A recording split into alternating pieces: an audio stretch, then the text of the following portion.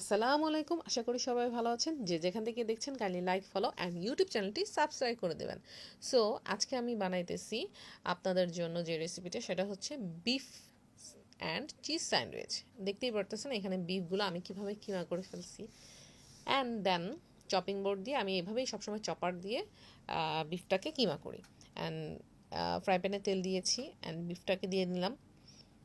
And এখন আমি এটাকে ভাজবো। আপনি যদি টুকরো করে দিতেন তাহলে এই বিফগুলো অনেক বেশি শক্ত হয়ে যেত। দ্যাটস ওয়াই আপনি চেষ্টা করবেন কিমা করে দেওয়ার জন্য, তাহলে এটা জুসি ভাবটা থাকবে। স্যান্ডউইচের জন্য অবশ্যই এইভাবেই আমি রেডি করি। আদা রসুন বাটা দিয়ে দিলাম। আমি খুব বেশি ইনগ্রিডিয়েন্টস আমি কিমার জন্য দিই না, দেখতে পারতেছেন। একটু লবণ দিলাম পরিমাণ মতো, অ্যান্ড একটু শুকনো মরিচ গুঁড়ো। That's it. তো এটাকে আমি ভেজে নিলাম ভালো করে। অ্যান্ড দেন এখন দেখতে পারতেছেন লুকসটা কি আসছে বিফ কিমার। এটা টোটালি শক্ত হয়ে যায় না, হার্ড হয়ে যায় না। যদি টুকরো করে দিতাম তাহলে এটা হার্ড হয়ে যেত। আর স্যান্ডউইচের ভিতরের কিমাটা আমি মনে করি সবসময় জুসি থাকা দরকার। দ্যাটস ওয়াই আমি এভাবে চপার দিয়ে চপ করে নিই, কিমার মতো করে নিই। অ্যান্ড দেন এখানে আমি দেখলেই পারতেছেন ডিম, কাঁচামরিচ নিয়েছি, ব্রেড নিয়েছি, অ্যান্ড আজকে আমি মজরোলা চিজ নিয়েছি। আজকে আমি 50 টাকার চিজটা অ্যাড করলাম না। ভাবলাম আপনারা কী ভাববেন, সবসময় কম দামে জিনিস দিয়ে রেসিপি দেখায়। দ্যাটস ওয়াই আমি ট্রাই করলাম।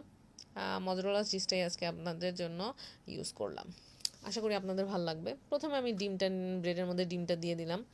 আপনি চাইলে চিডার চিজও ইউজ করতে পারেন। ভাইরে ভাই, তাহলে তো অনেক বেশি টাকা খরচ হয়ে যাবে। দ্যাটস ওয়াই আমি ডিম দিয়ে কাজ সেরে দিলাম। ডিম যেহেতু মনে হয় না চিজের কাজ সারবে, আমি এখানে অরিগানো দিয়েছি অ্যান্ড কাঁচামরিচ দিয়েছি অ্যান্ড মজরোলা চিজ।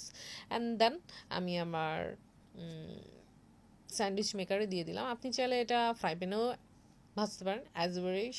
আপনার যদি না থাকে বাসায়, তখন আপনি এটা ফ্রাই প্যানে ইউজ করতে পারেন। সবার বাসায় তো আর স্যান্ডউইচ মেকার থাকতে পারে না।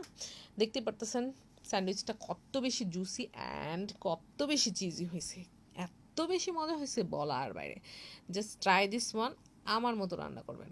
আল্লাহ হাফেজ, ভালো থাকবেন।